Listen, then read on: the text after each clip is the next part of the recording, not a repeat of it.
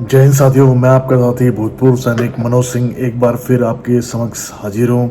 और हमेशा मैंने कोशिश की है 2002 में जब अग्निपथ योजना आई थी उसको लेके, और अभी तक भले ही व्यूज़ आए ना आए कोई लेना देना नहीं, मैंने हमेशा ही आवाज़ उठाई अग्निपथ योजना को लेके कि सेना में एक जो जवान है उसका मान सम्मान उसे मिलना चाहिए।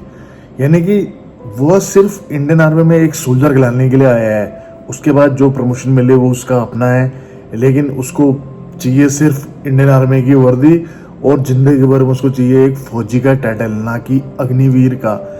तो जब से योजना आई 2022 से तमाम प्रकार के विवाद आप लोगों ने देख लिए होंगे, चाहे युवा सड़कों पे उतरे, चाहे हमारे भूतपूर्व सैनिक संगठनों ने आवाज़ उठाई कि इस योजना को लेके कि योजना देश हित के लिए अच्छी नहीं है, सुरक्षा के दृष्टिकोण से अच्छी नहीं है। लेकिन हमारे नेता और हमारे जो फौजी जो सेना में जनरल रहे हुए हैं, जिन्होंने कि 40-45 साल की नौकरी करी इंडियन आर्मी में और वो आज नेता बन चुके हैं, तो राहुल गांधी से सवाल कर रहे हैं कि अग्निपथ योजना की अगर आपने खूबी देखनी है तो पहले आप आर्मी में आइए। बताइए, जो इंसान 45 साल इंडियन आर्मी की नौकरी करके अभी भी सांसदी का पेंशन ले रहा है और एक वेतन पा रहा है, वो इंसान ज्ञान दे रहा है कि आप अग्निपथ योजना बहुत अच्छी है, आप अग्निपथ में एक बार आके देखिए।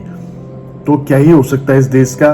तो जहां कुछ उम्मीदें थी कि इस बार मुझे ये नहीं था कि पार्टी कोई सी भी जीते, मैं चाहता था कि पार्टी कोई भी जीते लेकिन विपक्ष का मजबूत होना बहुत जरूरी है, क्योंकि अगर विपक्ष मजबूत होता है तो सरकार जो है वो अपनी मनमानी नहीं कर पाती है, क्योंकि उसको पता रहता है कि हम कोई भी ऐसा बिल लाएंगे तो पहले हर चीज से मत पारित करना होता है, तो विपक्ष उसमें अड़ंगा डालेगा, ये करेगा, तो संख्या उनकी ज्यादा भी होनी चाहिए, तो ये अच्छा होता है। लेकिन देश हित के लिए विपक्ष का कमजोर हो जाना ये बहुत ही गलत है। मैं तो इस बार भी भगवान से ये प्रार्थना करता हूँ कि हमारी चाहे किसी भी पार्टी की सरकार आए, क्योंकि ना तो हम कांग्रेसी हैं ना हम बीजेपी हैं, हम बस जो हमारे क्षेत्र का अच्छा सांसद है के लिए लड़ रहा है उसको वोट देना चाहिए, और यही शिक्षा मैं हमेशा आप लोगों को भी देता हूँ। लेकिन हाँ, अग्निपथ योजना को लेके जो बोलेगा कि हम सेना अगर हम सत्ता में आए तो अग्निपथ योजना खत्म कर देंगे, तो वो चीज़ हम जरूर आगे रखेंगे और हमने रखी भी है।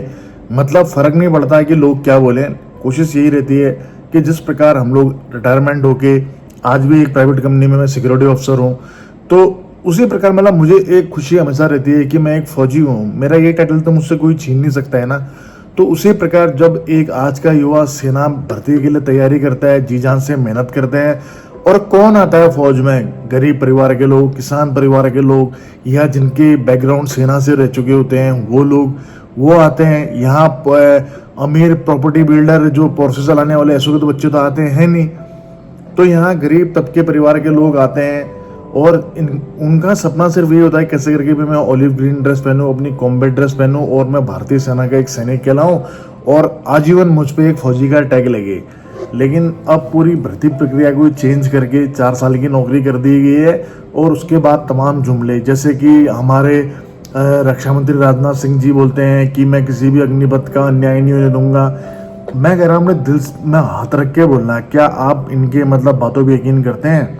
अमित शाह जी बोल रहे हैं कि 4 साल के बाद में इनको पैरामिलिट्री फोर्सेस में हम डालेंगे, बाकी बचे हुए स्टेट पुलिस में डालेंगे। तो आपको पता ही होना चाहिए कि हर स्टेट में बीजेपी की गवर्नमेंट तो है नहीं, तो ये वाला जो सेंटेंस है तो वैसे रॉन्ग हो जाता है। दूसरी बात रही कि पैरामिलिट्री फोर्सेस में डालेंगे, पैरामिलिट्री फोर्सेस में जो रिजर्वेशन का कोटा होता है वो 12.5% होता है, तो क्या अभी वर्तमान में 12.5% का जो कोटा है वो फिलअप किया जा रहा है? आप खुद इस चीज़ को जानते होंगे, और आप अगर नहीं जानते हैं तो आप गूगल में करके आप टेक्निकल डेटा भी आप प्राप्त कर सकते हैं। तो जहां एक परमानेंट सैनिकों को जो लाभ मिलते हैं, जिनके बारे में बताया जाता है कि हम फौजियों को ये लाभ देते हैं एक्स-सर्विसमैन कोटा का, जहां उनको ही नहीं मिल पा रहा, तो आप आशा रखते हैं कि अग्निवीर को ये चीज़ मिलेगा? मुझे तो नहीं लगता। आप लोगों की क्या राय है कमेंट से जरूर बताना।